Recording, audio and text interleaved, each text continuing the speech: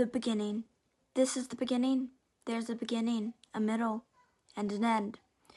Together, I will tell you the story of the machine and how the world went.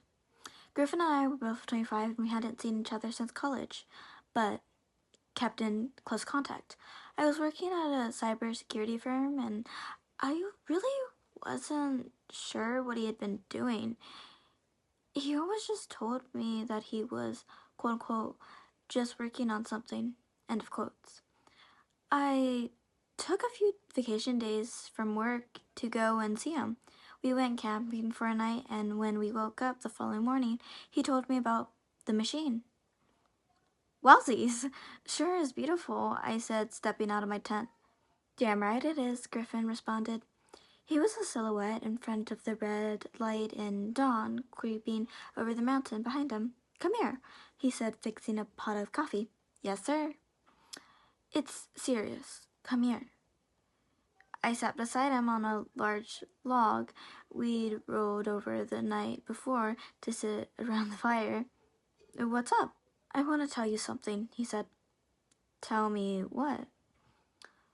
What I've been working on. Oh, all right. But hear me loud and clear. You can't tell anybody.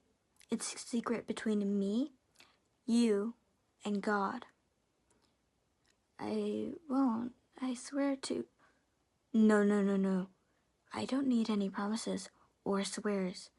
I just need your word. Say it again. You won't tell anybody. I won't tell anybody, Griff. Okay, then.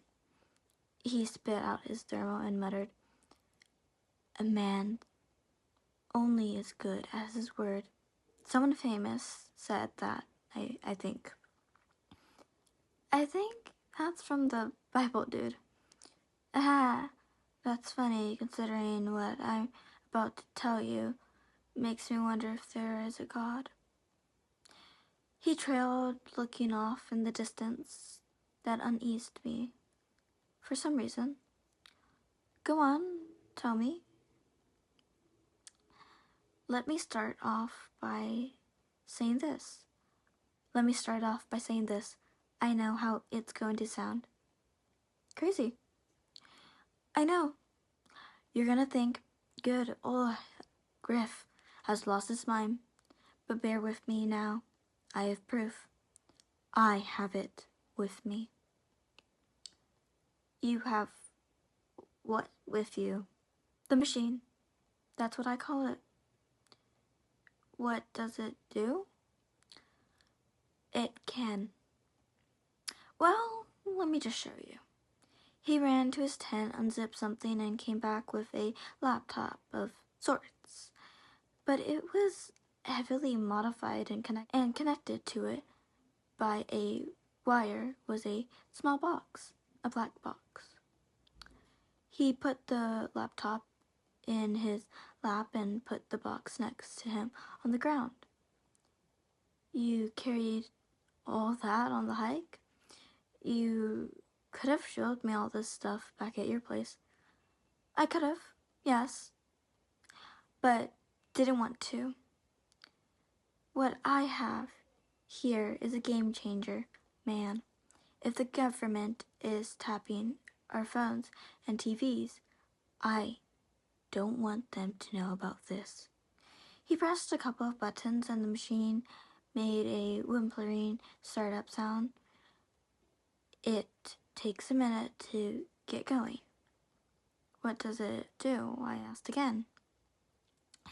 It can create, destroy, and transport matter, he said bluntly, then sighed long and hard. I could tell that he had been waiting to tell someone about it. I didn't have an answer to what he had said. I was silent. I didn't believe him, but at the same time, I believed he was about to show me something. Something I'd never forget.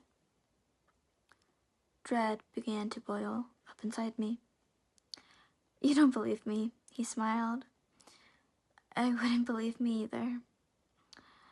But let me show you once this gets working. He patted his hand on the box like a man would pat his dog's head. You're really telling me that thing can just, what, create something out of nothing? He smiled, never thinned. Yes, and delete something into nothing. And it can move matter in a millisecond. No, even faster. So your box breaks every law of physicals. It's not my box, it's the machine. A couple of beeps came from the modified laptop. He typed a couple of things frantically, then looked at my eyes. His smile had been replaced with a stern, determined grimace. Hold out your hand, he said. I obeyed and let my hand out, palms towards the sky. Ready? He said. I nodded wordlessly, my tongue in my throat. He pressed a button and I felt a weight in my hand instantly. Faster, even. My jaw dropped slightly and all my connections, all my senses, and all my sanity was working overtime, trying to comprehend what had just happened. In my hand was a nice, shiny red apple. It came from nowhere. There was no sound, no wind, no whoosh or kaboom. It did not exist the second before, but there it was, sitting in my hand. Now, hold out your other hand, he said. I was not looking at him, but I knew he still had his serious face on.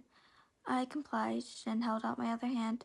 Almost hysterically, my eyes were still transfixed on the apple. That is, until it wasn't there. It had moved to my other hand. If you could call it moving. It transported. It teleported. It shifted through time and space like it was no big deal. And then a couple seconds later, it vanished. Gone. He deleted it, never to be seen again.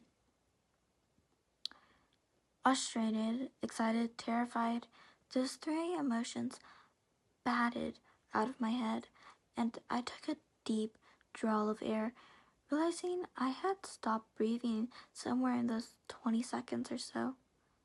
How? That was all I could manage to say. Later, he told me. Later, I'll tell you how everything works. Quit your job. Work with me. I know, it's mind-boggling. Come work with me on it. It can be improved. There's so much to do. But I need a paycheck and... No, you don't. When I say this is a game changer, I meant it. What do you need money for? Food. We can create all that food you need. You need a new house? Or you want one? We can build this one with it. But how are you going to keep the lights on? We hook it up to a battery-run generator. And we simply create the replicate of battery with a fresh one every day. Car, gas, water. I haven't had a bank account for a full year, man, and I never need 1 cent again. My hands were still stretched out. My body felt like it was in shock. Okay. He smiled. Up here. Okay, let's do it. He closed the laptop and put it to his side. He cracked a beer open, even though it was 8:30 a.m. He looked to the sunset, and I turned and watched it too. The The possibilities are endless, he said. So, you've tested it a lot, I'm assuming? Yep, a whole lot.